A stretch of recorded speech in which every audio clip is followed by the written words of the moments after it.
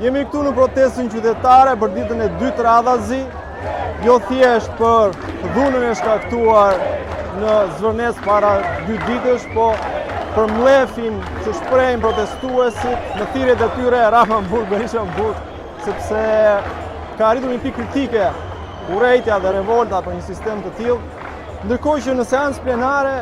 të dy anët janë dakord. Në njëra anë Partia Socialiste reciton fjalimet në të cilat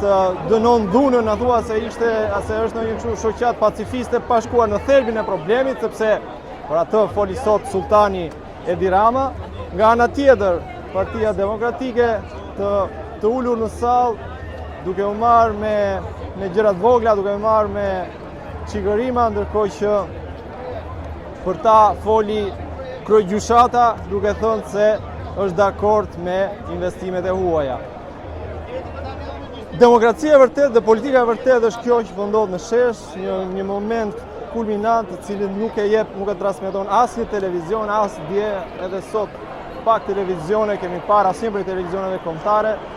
veç se është një moment që nuk mund të fshihet me shosh. Kështu që